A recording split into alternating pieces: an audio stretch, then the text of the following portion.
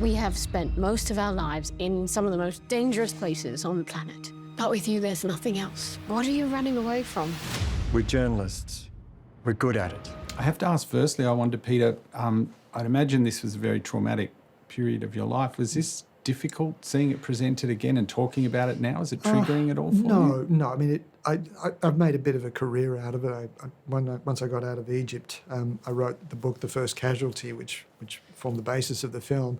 And that was an attempt to make sense of what I've gone through, and I've spoken about it countless times since then. So, you know, one level, it hasn't been traumatic, but there is something else that I didn't really anticipate, that these guys spent so much time and energy and effort in recreating the experience of going through prison, of being involved in that really crazy Kafkaesque trial, of losing your control, that sense of agency.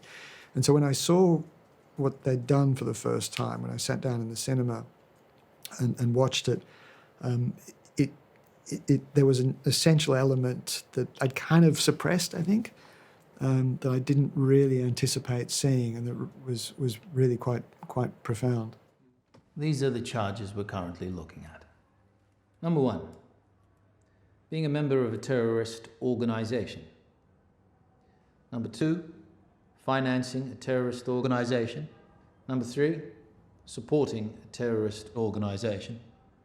Number 4, knowingly broadcasting false information to spread fear and discontent with intent to destabilize Egypt and defame the government. Mm-hmm. Have you seen it a couple of times now? Or just I've seen it 4 times so oh, far. Okay. Yes. Okay. Yeah. And what did you think of? Oh, he nailed it. Made a complete cock up of the whole thing. No, he almost looks as good.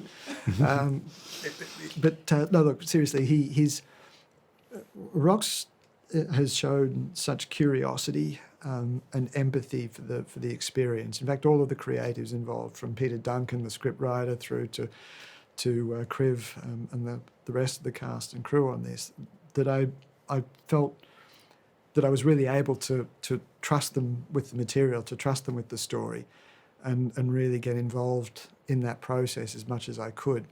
And I think the results really speak for themselves. I mean, Rox has shown enormous skill in not just... he wasn't trying to be me. He wasn't trying... And I remember asking on set one day if it was weird having me there, and that was when you said, I'm not trying to be you. But that was also hugely liberating. So I was able to let him interpret that experience in a way that I is really quite extraordinary. Richard, what was that like for you? I know you've played real-life characters before, but I don't think someone that you're perhaps as closely kind of tied to in this way. I know you've done characters, but there's been a bit of a remove there. What was this like? Do you feel responsibility, extra nervousness? What are the feelings like there? Yeah, look, there is additional responsibility and concern around playing somebody who's a real-life human being who people know. But from very early on, it was important that this wasn't going to be me trying to parrot Peter in any way. There were elements of Peter's character that were really useful as an actor that I could draw on, but it was the rest of it seemed somehow unimportant. It was like, okay, well, we don't really look like, so it's not about... He's almost as good looking. It's more about, it's just about trying to inhabit the world of that experience as closely as I could. Did you work together a lot through the making of this film? He was really helpful and available for annoying messages every now and then. Yeah. I mean, I don't think I pestered you too much, but it was just useful knowing that he always made himself available, would always respond if I did have a question.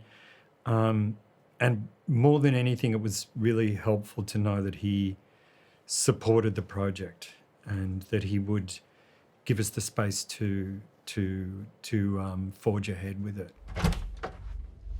Mr. Peter? Yes. Who are you? Are you police? Why are you here? You will come with us. All right, I need to see some ID, please. Why are you here? We are from the Ministry of Interior. Okay, can you please show me some ID? What's in the safe? Open it. I am not going to open my safe until I see some form of ID. The arts and journalism at the moment both seem to be in a kind of precarious position, I guess you could say, throughout the world. Do you feel a strange kind of kinship in that regard? We've talked about this a bit. Yeah. I mean, there's definitely a diagram in which we intersect. Because I think at the centre of all of it, there's a great sense of inquiry that both of our professions have about the human condition, about human beings, what makes us tick.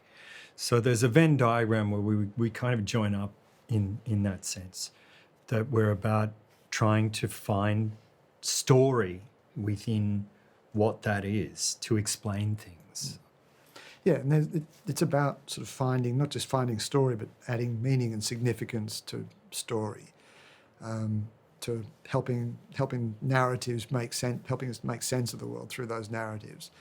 And both of them seem to be under assault at the moment in all sorts of weird ways, whether it's culture wars and assaults on journalism, political assaults, economic, financial assaults. It's something that I think is common to both of our universes, and so that overlap is actually more than I think you might think of at first glance. I mean, your ordeal is so extraordinary. Does it alarm you that things now seem to be even becoming more extreme? Yeah, well, I remember when I spoke to Carmel Travers, the producer, when she first approached me soon after I wrote the book back in 2017, I said to her, look, we need to get this film done pretty quickly, because I traced the origins of this narrative back to 9/11, when the war on terror, when George W. Bush declared the war on terror, and I saw the way in which governments had taken that narrative, the rhetoric around terrorism and national security, and sort of expanded it and twisted and distorted it to include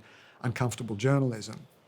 But I felt that the further we moved away from 9/11, the less relevant that rhetoric would feel, that we'd grow up and move beyond it. Right now, more journalists are imprisoned than at any time in recorded history. More journalists are being murdered for their work. Those are at record numbers. We're seeing assaults on journalism in the United States, that bastion of the First Amendment to the US Constitution that everyone holds up as the gold standard. And so in that world, this feels more timely than I ever imagined, but tragically also more timely than I ever would have hoped for. So our arrest here is not a mistake. And as a journalist, this is my battle. I can no longer pretend it'll go away by keeping quiet and crossing my fingers. One thing I loved about the film was the humour, and the ever-present humour, and also these incredible moments of warmth, particularly between Richard and Sammy, was just terrific. Was that a really important element in the creation of this, particularly for you, Richard, to bring some, not levity, but just gallows humour or that sort of thing? Yeah, completely. I mean, it was really critical, because the story, you don't want the story to be just a kind of long journey into darkness, because as Peter will attest to, within an experience as horrific as that was, we're human beings. We find ways to entertain ourselves. We find the light, and Peter had a cellmate who was on charges with him, Maher, who was enormously entertaining and wonderful company. And so we, in the casting of Ra in that role in this, there's always a source of light, which is hugely important, because we're human beings. We find things to make, to make the experience more human. I think audiences are going to love that. You excited about audiences seeing this? I'm really excited. I think I think it's. I mean, I'm so proud of the film. I think it's a beautiful work, and as much as I hate to use the word, I think it's an important work. I'm nervous as I write this. I've been caught in the middle of a multi-headed political struggle. So our arrest here is not a mistake. Your letter was very good. There'll be repercussions. Your voice is becoming an echo chamber in the West. I can no longer pretend it'll go away by keeping quiet. We will never give up. As a journalist, this is my battle.